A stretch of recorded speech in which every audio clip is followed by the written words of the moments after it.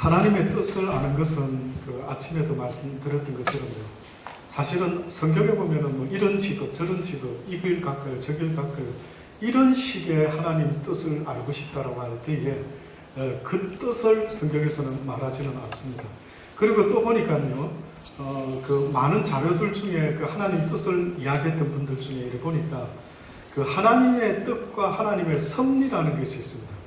섭리라는 속에서는 하나님의 뜻을 도무지 이해할 수는 없지만은 지나고 보니까 하나님을 사랑하는 자, 곧 그 뜻대로 부르심을 입은 자들에게 모든 것이 협력하여 선을 이루었다. 그러니까 그런 거는 뭐 도무지 이게 지금 하나님의 뜻인지도 모르고 막 그냥 순종하고 갔었는데 어느 날 보니까 협력해서 선이 이루어졌다. 이것은 우리가 하나님의 뜻을 알 길이 없죠. 그것을 하나님의 뜻으로 이야기를 하게 되면 상당히 심히 복잡해져요.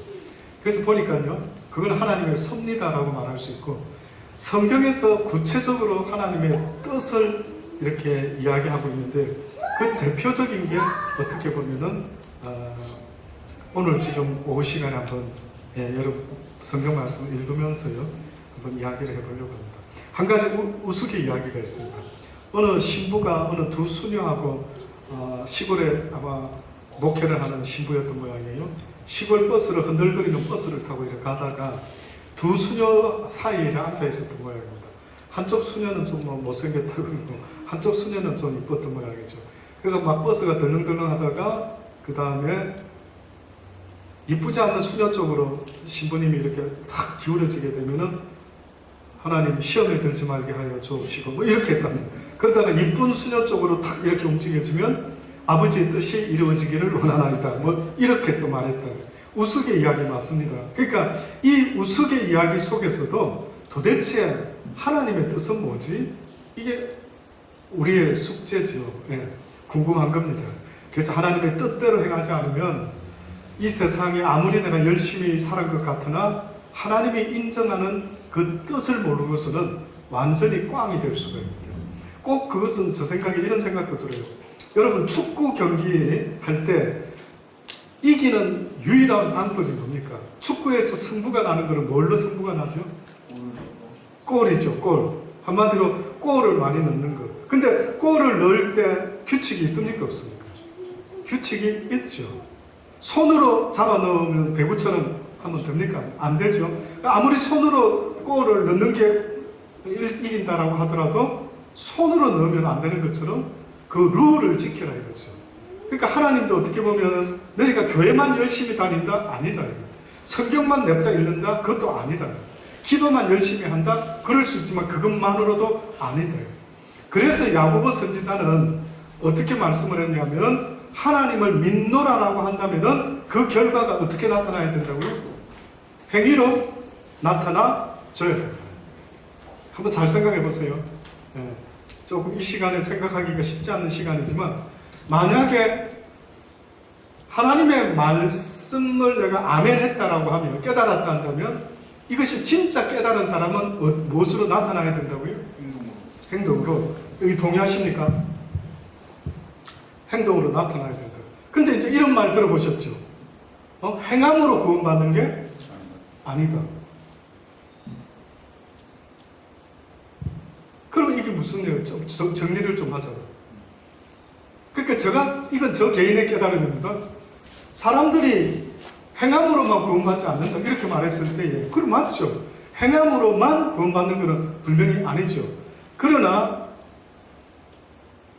하나님의 말씀에 순종했다라고 하는 것은 행함으로 증명되어져야 돼요.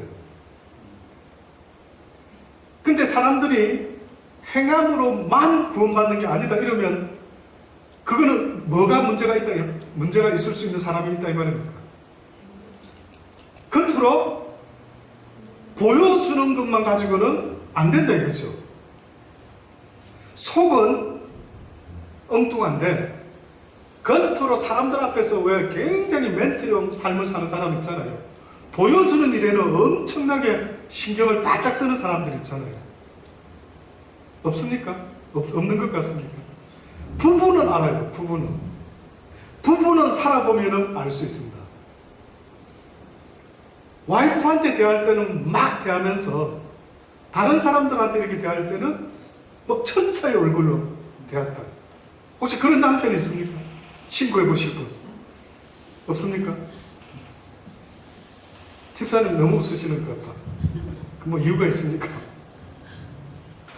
차마 뭐 말하고 싶어도 웃고 말차 뭐 이런 것도 있겠죠. 예, 맞습니다. 어떻게 보면은 지나치게 다른 어떤 행동은 사람을 굉장히 의식하는 행동이 있죠. 근데 집에 와서 그러지 않으면 우리는 그 사람을 위선자다 이렇게 말하죠. 그러니까 그런 케이스 때는 행위로 구원받는 거 아니다 이런 말하면 저도 오케이. 그렇죠? 보여주는 것으로 기준을 잡으면 아니다. 그러나 진짜로 거듭나서 깨달음을 얻어서 깨달은 대로 순종하는 가운데 행동으로 드러났다. 이거는 그 사람의 믿음을 증거하는 것이다. 자, 그래서 그 하나님의 뜻은 그렇게 드러날 수 있어야 된다. 자, 그런 각도에서요. 그런 입장에서 데살로니가전서 4장, 오늘 본문은 제가 맨 마지막에 하려고 합니다. 데살로니가전서 4장에 보면 3절로부터 우리가 너무 잘 아는 말씀이죠. 데살로니가 4장 3절로부터 6절에 있는 말씀까지 보면은요, 하나님의 뜻은 이것이니 너희의 거룩함이라. 곧 음란을 버리고 각각 거룩함과 존귀함으로 자기의 안에 취할 줄을 알고 하나님을 모르는 이방인과 같이 세욕을 쫓지 말고 이 일의 분수를 넘어서 형제를 해하지 말라. 이는 우리가 너희에게 미리 말하고 증거한 것과 같이 이 모든 일에 주께서 신원하여 주심이니라. 데살로니가전서 4장의 3절로는 한마디로 하나님의 뜻은 이것이니 너희의 뭐라고요? 거룩함이다. 거룩함이다.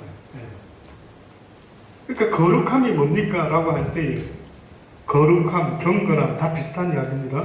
근데 여기서 말하는 구체적인 거룩함이라고 하는 것은 성경에 말하는 경건함이라는 것은 가부와 고아와 나그네를 돌보는 것인데 여기서 지금 말하는 거룩함이라고 하는 것은 뭐라고요?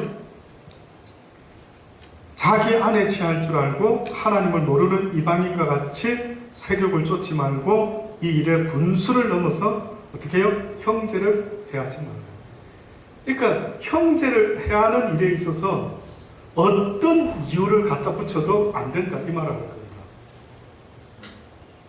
어떤 이유로 형제라고 하는 그리스도 안에서 형제라고 하는 그를 해하는 일이 있어서는 안 된다. 뜻밖에도 하나님이 소자 하나에게 이 말할 때도요, 미안한데요, 이방인을 향한 이야기가 아닙니다. 이방인, 그리스도 안에 있는 형제를 말하는 겁니다. 이방인으로 따지자면 뭐 아수르, 바벨론, 블레셋, 예수 하나님이 긍휼히 받습니까 그들을? 긍휼히 안 받습니다.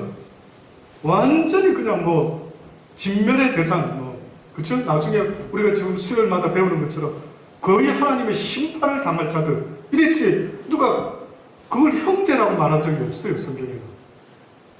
성경의 신약에서 형제, 소자 이야기하는 건 전제가 다 그리스도 안에 있는 그들 대할 때 주의를 해요.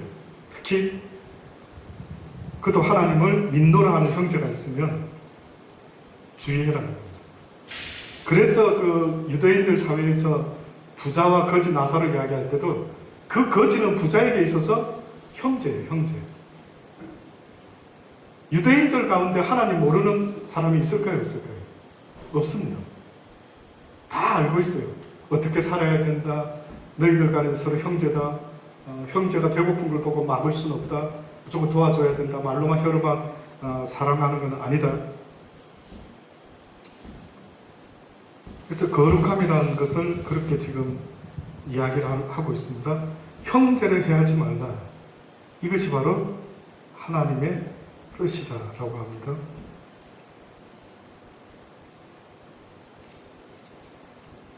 그 다음에 데살로니가전서 5장에 이런 말씀이요. 네, 이건 상당히 중요한 것 같은데요. 특히 제가 한번 읽어드릴게요.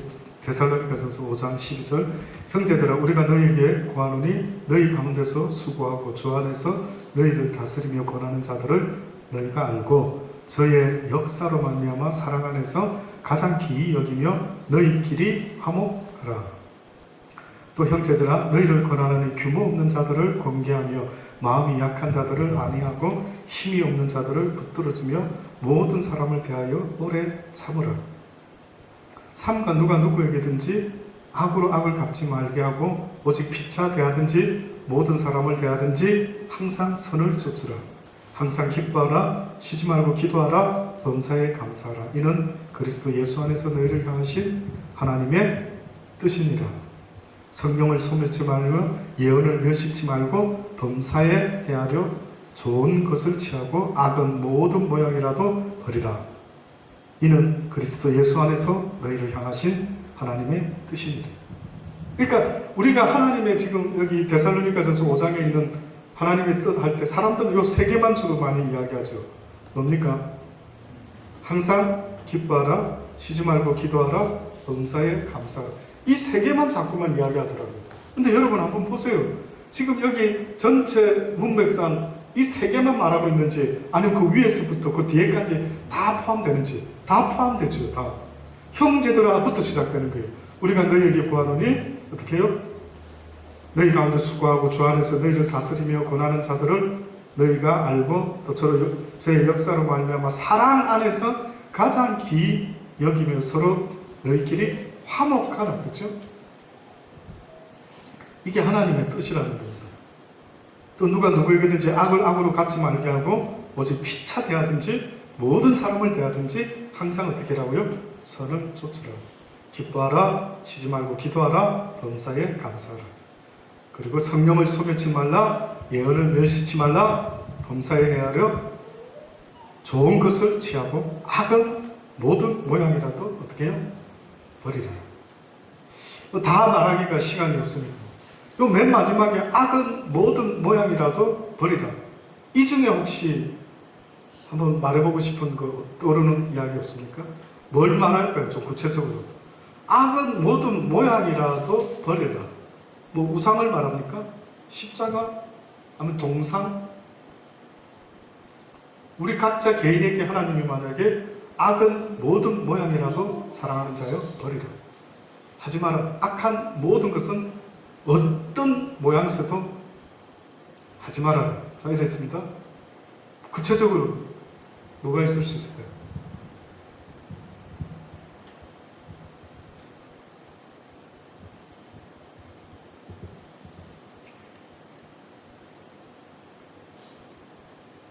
잘 안 떨어져 어렵죠. 평상시 때 생각한 거는 생각해 볼 수 있지만 갑자기 생각하는 가장 많이 생각이 드는 게 네. 거짓말하는 부분이 네. 삶에 항상 많은 것 같은데 거짓말, 그걸 선한 거짓말. 화이트라이라고 포장하면서 네. 그러니까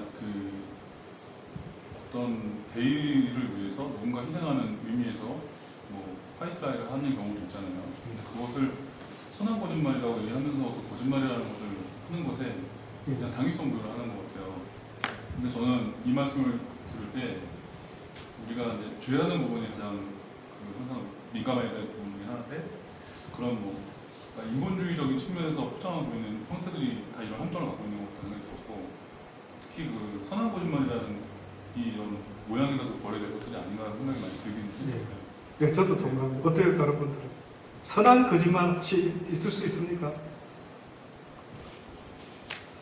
선한 거짓말. 그러면 예를 들어 구약 성경에 보면은 기생 랍 이야기를 혹시 아십니까? 그렇죠? 네. 거짓말했죠. 이스라엘 정탐꾼이 들어왔는데 딴 데로 나 잘 모른다고 딴 데로 거짓말 하긴 했죠. 네. 근데 어떻게 보면은 선한 거짓말이라는 말 자체는 있을 수 없는데 저는 그 거짓말이라고 하는 것은 우리 기준에는 그 분명히 라합이 거짓말했죠. 그런데 하나님의 주권에 봤을 때 하나님의 주권적인 입장에 봤을 때는 그걸 거짓말이라고 할 수 없고 섭리라고 말해줘야 된다. 그걸 거짓말이라고 말해버리면은 지금과 같이 선한 거짓말이 있을 수 있다라는 말이 나오다 보면 거짓말을 하되 뭔가 자신의 유익되는 것을 이유로 거짓말했다는 건 선한 거짓말 속에 들어간다. 이렇게 말해버리면 쉽지 않다. 복잡해진다. 그렇죠? 저는 개인적으로 깨닫는 것은 선한 거짓말은 있을 수가 없다. 그때 그 사건은 어떻게 보면은 하나님의 강권적인 섭리 가운데 바로의 마음을 강팍하게도 하고 온유케도 하는 하나님의 섭리가 있었던 사건이지 선한 거짓말해도 된다라는 증거가 될 수는 없지 않나요? 그런 생각을 해보죠. 또요, 저는 개인적으로요, 이 말씀을 딱 들으면 떠오르는 게 목사들의 농담도 멈춰야 된다. 그러니까 이 농담이라는 의미는 뭐냐면 진담 같은 농담. 제가 왜 이 말씀을 들으냐면요, 한국에서 옛날에 목회를 하면서 실제 그런 일이 기사가 났던 것 같아요. 누가 글을 쓴 것 같아요. 어떤 글이 올라왔느냐면요, 기도원에 갔다가 교인들이 목사님하고 기도원에 갔대요. 근데 이제 어느 집사가 한 사람이 늦게 왔어. 안 나왔어. 지금 시간 떠나야 되는데 이제 기도회 다 마치고 교인들이 떠나는데 봉고차 한 대로 왔던 것 같아요. 근데 한 사람 집사가 안 온 거예요. 그래서 다들 기다리다가 이 집사님 왜 안 와? 어디 가셨어? 이러고 있었던 거예요. 근데 드디어 온 거예요. 오는데 그때 이제 목사님이 농담을 했습니다. 무슨 농담을 했느냐면 그 집사님을 향해서 집사님 빨리 와, 뒤에 뱀 있는 것 같아, 이렇게 농담을 했어요. 그래서 그 집사님이 설마 목사님이 거짓말했을까? 이래가지고 급하게 뛰어오다가 자빠져가 코가 깨졌더라고요. 이거 어떻게 봐야 되지? 그러니까 목사님 농담할 수는 있죠. 물론 우리가 생각할 때 그 타이밍이 지금 뭐가 안 맞아 떨어진 겁니다. 그러니까 이제 저는 개인적으로 어떤 악은 모든 모양이라도 버리라고 할 때 쉽게 할 수 있는 이런 농담도 어느 때는 성도의 입장에 보면 설마 목사님이 뱀이 온다고 거짓말 농담을 했을까? 이렇게 안 믿었던 거예요. 그래서 진짜로 뛰다가 자빠져가 코가 깨졌다 할 때 이런 케이스가 있을 수도 있고요. 그러니까 결국은 왜 바울이 그런 말 하지 않아요? 베드로가 우상 제물을 먹을 때 막 오니까 막 더듬수를 놓으니까 왜 떳떳하지 못하느냐? 우리 하나님께 기도하고 감사함으로 먹으면 이 땅의 모든 음식 못 먹을 게 어디 있느냐? 근데 그렇게 주춤주춤하면 믿음 약한 자들에게 걸림돌이 될 수 있어요. 그러니까 당신이 만약에 그런 걸림돌이 될 바에는 평생 고기를 안 먹겠다 하든지 아예 기도 딱 하고 먹든지 그 말씀처럼 아마 어떤 더듬수가 어떤 좀 액션이 또 어떤 농담이 만약에 누군가에게 걸림돌이 될 수 있다면 이것도 어떻게 보면 어떤 모양의 악이 될 수도 있지 않나요? 그래서 어떻게 보면 우리 크리스찬들의 모습 속에는요, 어떤 등대와 같은 역할이 있는 게 아닐까. 진솔한 역할, 예면 예고, 아니면 아닌, 좀 답답해 보일지라도 세상의 빛과 소금의 역할인 것처럼 어둠과 빛의 경계를, 또 썩음과 부패하지 않은가. 저렇게 살아야 되는구나. 그러니까 세상 사람들이 교회 와서 이용호 목사 만나는 건 어렵지만 어떻게 보면 여러분은 만나기 쉽단 말이죠.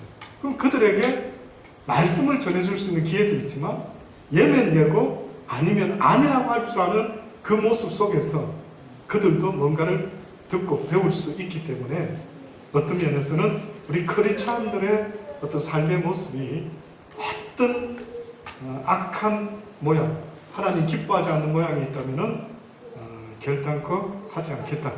이러한 자세가 필요하지 않을까라는 생각도 듭니다. 또 한 가지 성경에는요, 마태복음 18장이 있습니다. 아침에는 베드로전서 4장에 있었죠. 불시험 한 가지만 말했습니다. 하나님의 뜻이 크리스찬들에게는 불시험이 있다고 했습니다. 그게 뜻이랍니다. 그러니까 크리스찬이 됐는데 시험이 없다? 이거는 불시험이 없다? 의외로 좋은 것 같지만 아니라고 말씀했어요. 하나님의 뜻 가운데 불시험이 있다라고. 그래서 그렇게 당하게 하시는 이유는 이 땅에서 고난이 크면 클수록 그 영광의 날에는 그 기쁨과 즐거움이 어떻게 된다고요? 갑절로 많아진다. 분명히 말했습니다. 임금님 이야기까지 했습니다. 하도 배부르니까 이 진수성찬이 맛이 없는 거예요. 근데 굶어보니까 어때요? 맛이 있다. 저도 우리 아이들한테 하도 말 안 들으면 이렇게 한 번씩 말합니다. 야, 아프리카 좀 더 다음에 선교할 때 아프리카 좀 갔다 와야겠다. 이런 생각을 합니다. 저는 개인적으로 우리 정성 교사님 또 어디 아프리카 쪽에 오지 쪽에 아주 힘든 데 갈 때에 우리 아이들을 좀 한번 붙여가지고 뭐 100마디 말하는 것보다 그 사는 데 가서 한번 보면은 뭔가 생각하는 게 있지 않을까. 기억을 보낼 겁니다. 언젠가 하여튼 구슬려서라도 찬스를 만들어서라도 기억을 한번 보내서 야, 이렇게 살아가는 사람들이 있구나. 그때서야 100마디 말보다 그들이 뭐 깨닫는 게 있죠. 이것이 감사가 되고 야, 호주에서 사는 게 이렇게 풍성한 게 책임이 다르는구나 이런 게 있죠. 마찬가지로 하나님이 이 땅에서 고생했느냐 내 나라에 오면은 그 기쁨과 즐거움이 갑절이 된다. 자, 이런 하나님의 뜻이 됐죠. 마태복음 18장입니다. 10절로부터 읽어드립니다. 삼가 이 소자 중에 하나라도 없인 여기지 말라. 너희에게 말하노니 저희 천사들이 하늘에서 하늘에 계신 내 아버지의 얼굴을 항상 배웁니다. 너희 생각에는 어떠하겠느냐. 만일 어떤 사람이 양 100마리가 있는데 그 중에 하나가 길을 잃었으면 그 99마리를 산에 두고 가서 길 잃은 양을 찾지 않겠느냐. 진실로 너희에게 이르노니 만일 찾으면 길을 잃지 아니한 99마리보다 이것을 더 기뻐하리라. 이와 같이 이 소자 중에 하나라도 이뤄지는 것은 하늘에 계신 너희 아버지의 뜻이 아니니라. 자, 또 다른 하나님의 뜻, 이게 뭡니까? 한 영혼이라도 잃어버려지는 것이 하나님의 뜻이 아니다. 그렇죠? 자, 근데 여기 보니까 길을 잃은 자는 하나인데 만약에 혹시나 99마리가 길을 잃지 않은 99마리가 있다. 근데 하나님은 이 99 때문에 기뻐하는 게 크다 했습니까? 한 영혼이 다시 잃어버리지 않고 돌아왔을 때, 찾았을 때 이게 더 기쁘다 했습니다. 그럼 여기서 99이라면은 누구를 말할까요? 여기 99은 누구이고 여기 찾은 양 한 마리는 누굽니까? 생각 안 해봤습니까?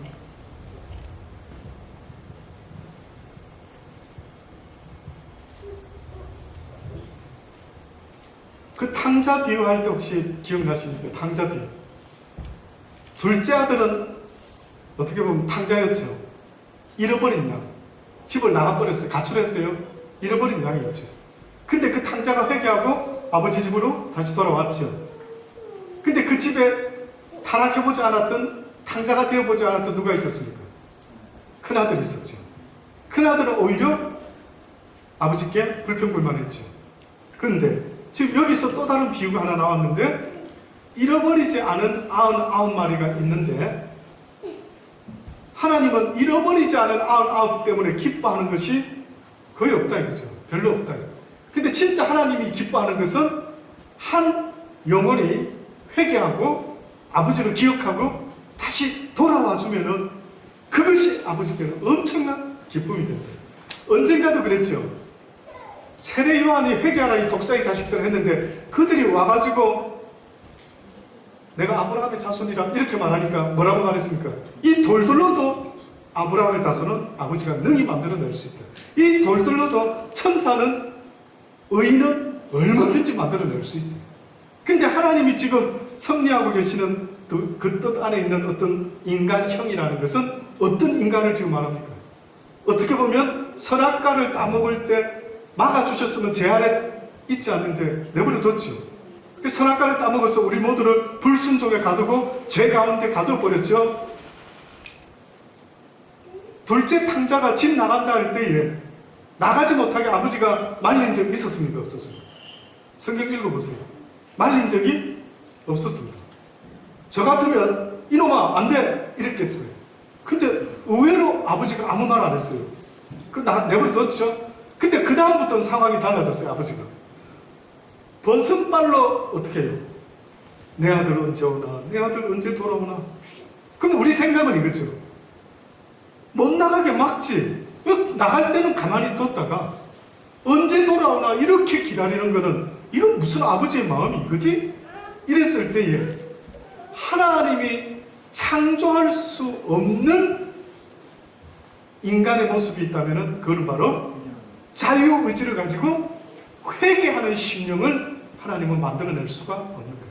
그러니까 굳이 불순종에 가둬놨다가 어떻게 보면 깨닫고 회개하고 눈물 흘리고 콧물 흘리고 아버지께 다시 돌아오면서 천부여 어찌없어서 아버지 앞에 옵니다. 나는 죄인이로소이다. 아버지의 아들이라 감당할 수 없습니다. 라고 했을 때 아버지가 아니라 너는 내 아들이라, 잃어버렸다 다시 얻은 내 아들이라. 이게 아버지의 뜻이라고 지금 말을 하는 거죠. 자, 그렇게 되었을 때 하나님은 기뻐하신대요. 그러면 왜? 무엇 때문에 기뻐할까? 그 둘째 아들의 어떤 모습 때문에? 그 둘째 아들은 뭐 한다고요? 항상 아버지의 그 사랑에, 그 자비에, 그 긍휼하심에 영광을 드립니다. 땡큐 가, 땡큐 아버지. 그러니까 그 사람들은 하늘나라에 가면 영원토록 그를 기뻐하고 즐거워할 수가 있게 된다는 겁니다. 하나만 더 예를 들고요. 오늘 읽었던 본문으로 돌아가겠습니다. 요한 1서 2장입니다. 근데 이것은 뭐 특별한 그것보다도요. 약속의 말씀이 있습니다. 약속의 말씀. 요한 1서 2장 15절로부터 보면 이 세상이나 세상에 있는 것들을 사랑치 말라. 누구든지 세상을 사랑하면 아버지의 사랑이 그 속에 있지 아니하니 이는 세상에 있는 모든 것이 육신의 정욕과 안목의 정욕과 이생의 자랑이니 다 아버지께로 쫓아온 것이 아니요 세상으로 쫓아온 것이라. 이 세상도 그 정욕도 지나가되 오직 하나님의 뜻을 행하는 이는 영원히 거하느니라. 오직 하나님의 뜻을 행하는 이만 거한다. 그럼 결국은 이 세상이나 세상의 것들을 사랑해라, 사랑치 말라. 사랑치 말라. 지금 여러분은 솔직하게 이 세상이나 세상의 것을 사랑하는 사람 같아요? 사랑하지 않는 것 같아요? 사랑한다는 것과 사랑 안 한다는 것은 뭘로 스스로 분별합니까? 다시 한 번 더. 저는 사랑하는 사람, 세상을 사랑 안 합니다, 목사님. 저는 아직 세상을 사랑하는 것 같아요. 기준이 뭡니까? 없어도 되는데. 그것들이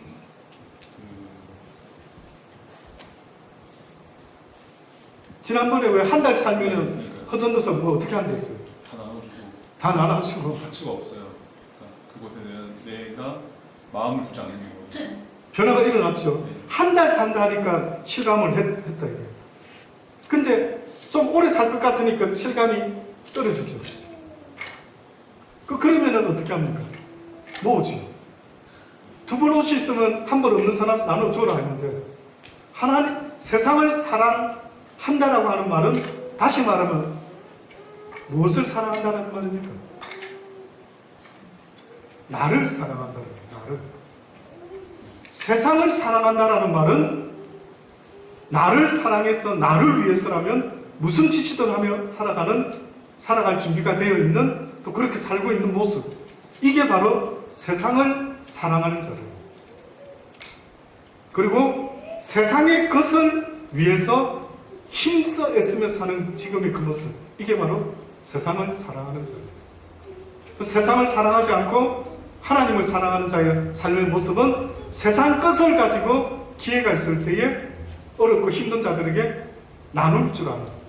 자, 예를 들어 하도 말을 이해 못하니까 성경에 이런 이야기가 써있죠. 어느 불의한 종이 있었다 했죠. 주인이 뭔가를 맡겨놓고 떠났는데 소문에 들리는 소문이 이 종이 자기한테 빚진 자가 아닌데 주인한테 빚진 자인데 이게 완전히 주인 행세를 하고 아주 강팍하게 하는 거예요. 주인이 딱 듣고는 저놈 내가 가면 색 시켜버려야지 결정했어요. 그러니까 그 소식을 누가 들었어요? 불의한 종이 들었어요. 이 종이 주인이 온다라는 말에 생각했던 아이디어가 뭐였어요? 빛을 탕감해줬죠. 지 것이 아닌데 그전에는 그걸 뭐로 생각했습니까? 지 것이냐 생각한 거예요. 자기 것이냐. 자기가 권세를 부리고 앉아있었어요. 자기 것도 아니면서 주인의 힘을 빌려가지고. 근데 이제는 갑자기 색 당한다니까 오히려 주인한테 진짜 해가 되도록 막 기마이를 다 써버린 거죠. 그 주인이 와서 딱 보니까 야단치고 싶은데 딱 보니까 이 현재 하나님의 아들들보다 이 불의한 종이 모습이 더 하나님의 아들 같아 보이는 거예요. 왜? 보니까 어려운 사람을 돌아봤더라. 성경은 똑같습니다. 이 이야기 똑같아요. 성경의 처음과 끝은 하나님 사랑은 곧 뭐라고요? 형제 사랑. 내 이웃을 내 몸과 같이 사랑하라. 이 두 계명이 아니고 한 계명이에요. 눈에 보이는 형제를 사랑치 못하는 자가 눈에 보이지 않는 하나님을 어찌 사랑할 수가 있겠느냐. 그래서 말로나 입으로 혀로만 사랑하지 말고 행함으로 사랑하자. 이게 어떻게 보면 제가 깨닫는 하나님의 뜻입니다. 그래서 이제 결론 냅니다. 오늘 시편 107장을 읽었죠. 10절부터. 잘 들어보세요. 사람이 흑암과 사망의 그늘에 앉으며 공고와 쇠사슬에 매입은 지금 이 땅의 사람들이요. 사망의 이 흑암의 그늘에 앉아있고 공고와 쇠사슬에 한마디로 공고한 쇠사슬에 매여있다. 그저 살아보니까 별로 기쁨도 없고 감사도 없고 그냥 살아있는 것 같으나 죽은 인생을 살고 있대요. 근데 그 이유를 지금 설명합니다. 11절에 하나님의 말씀을 어떻게 했기 때문에 거역하며 지존자의 뜻을 어떻게 했다고요? 멸시했다. 하나님의 말씀을 그래서 주의 종들 하나님 사람들은요 때를 얻든지 못 얻든지 제발 여러분 주변에 누구 만나면은 세상 수단은 한 10%만 해도 충분합니다. 세상 이야기는. 근데 하나님을 모르는 자 같으면은 제발 그 사람 붙잡고 그 캄보디아 청년같이 좀 하세요. 예수님 아십니까? 아주머니 언젠가 우리 다 죽습니다. 육은 죽으면 흙으로 가는 거 아시죠, 아줌마? 우리 영혼은 죽는 존재가 아니에요. 예수님이 언젠가 이 땅에 다시 오시는데 심판주로 오신답니다.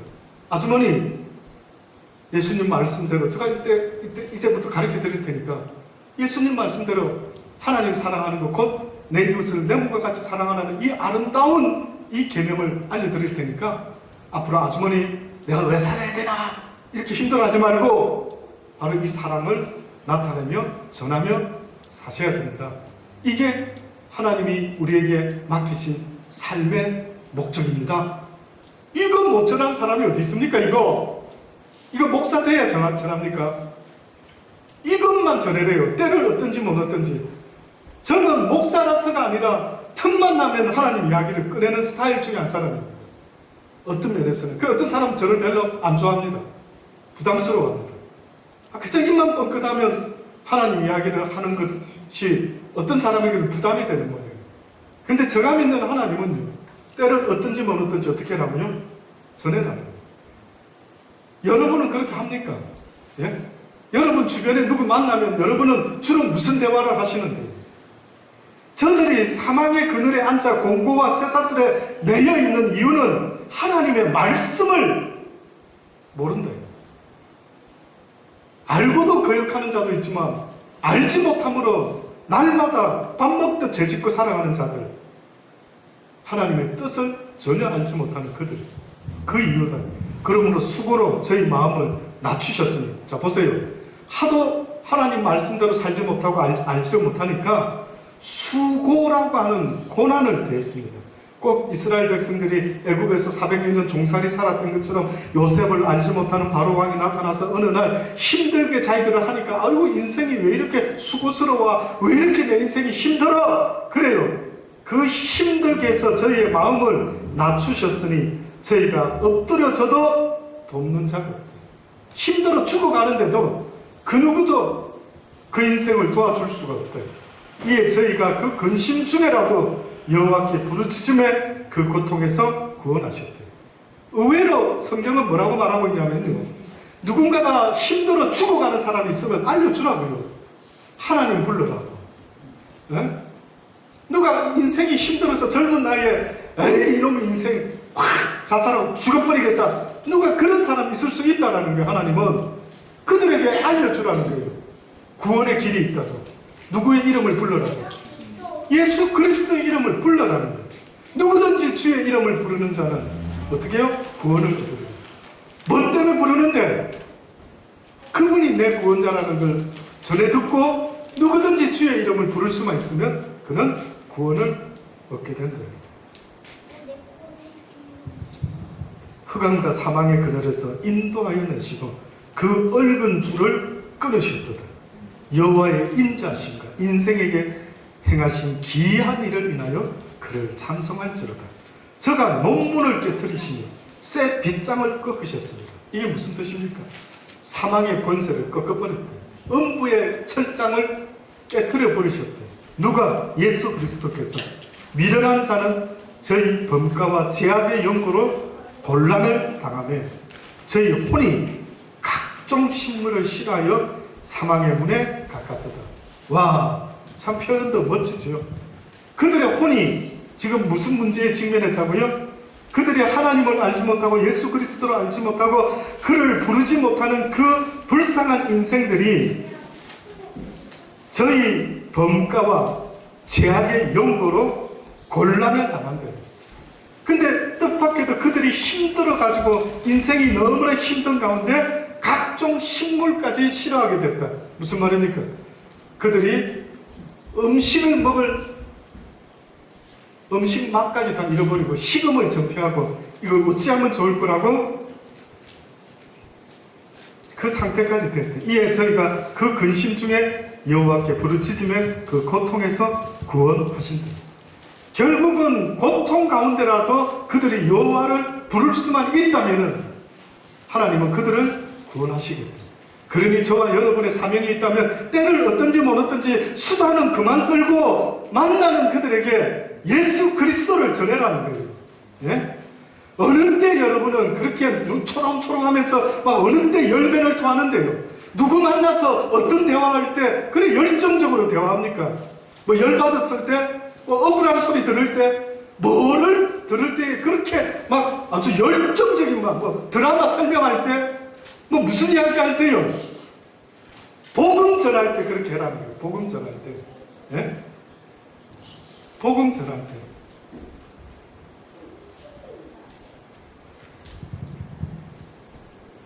저가 그 말씀을 보내요. 저희를 어떻게 했다고요? 고치사 위경에서 건지시는다.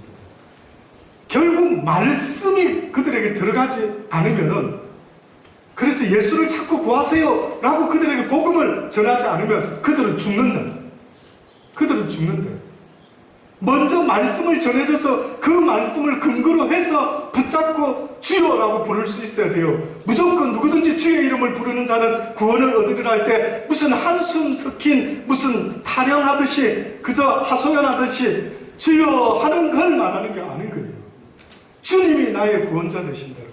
그래서 믿음의 삶이라는 것은 하나님이 내신 말씀에 순종하는 삶을 말하는 거지 내 의지의 고백을 말하는 게 아니에요. 베드로가 물에 빠져갔을 때 주여 나로 하여금 물 위로 걸어오라라고 말씀하시면 내가 걷겠나이다. 빠지기 전에 그가 주님이시여 나를 오라 하소서 오라 했더니만 걷기 시작했지요.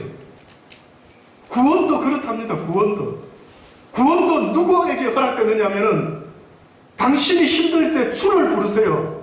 듣고 주여 하고 불렀더니만 하나님께서 그를 구원하시겠다. 그러니까 먼저 믿은 저와 여러분은 이 복음의 빛을 갖는 게 얼마나 중요한지 모릅니다.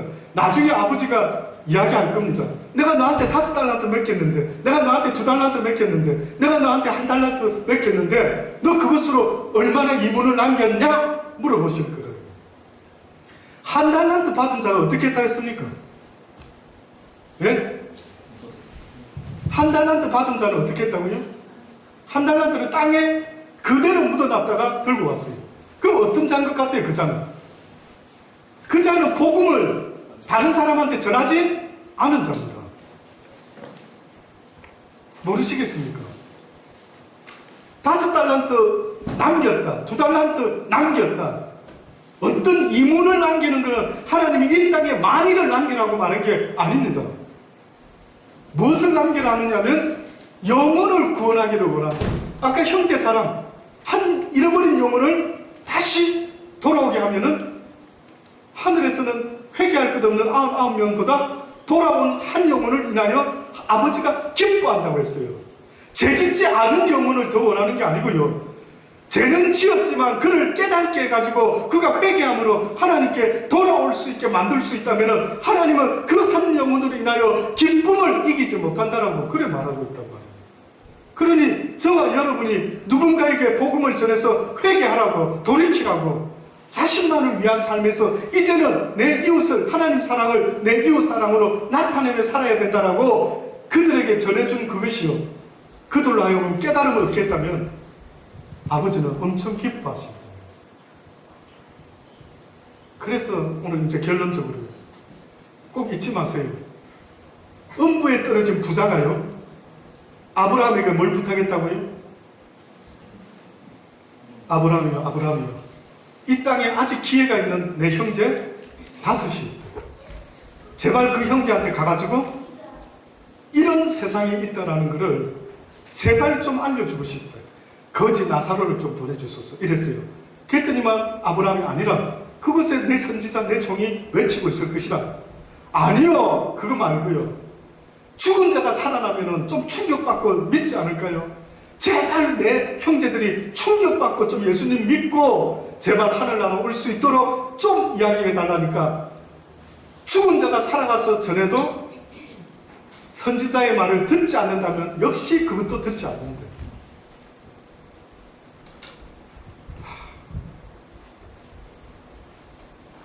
이게 얼마나 애타는 이야기인지 모릅니다. 지금은 여러분하고 저하고 이런 똑같은 자리에 앉아있죠.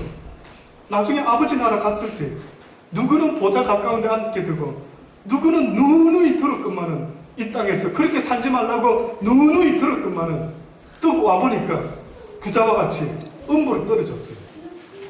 자신 있습니까? 음부 안 떨어질 자신? 자신 없죠. 그러나 주의 말씀에 어떻게 하라고요? 순종해라. 그것이 뭐라고요? 형제 사랑으로 나타나야만 합니다. 예, 오늘 이렇게 마칩니다. 혹시 하시고 싶은 말씀 있으십니까? 깨어 있으시기 바랍니다. 세상 사는 일에 너무 젖어들지 마시기 바랍니다. 삶이 나를 힘들게 하고 피곤하게 할 수도 있지만 그 가운데 하나님은 꼭 놓치지 마세요. 그 하나님의 나라에 언젠가 가야 된다는 것, 언젠가 죽는다라는 것, 다 내려놓고 저와 여러분 언젠가 아버지 앞에 서야 된다는 것 한시도 잊지 않기를 주의 이름으로 권면합니다. 기도하십시다.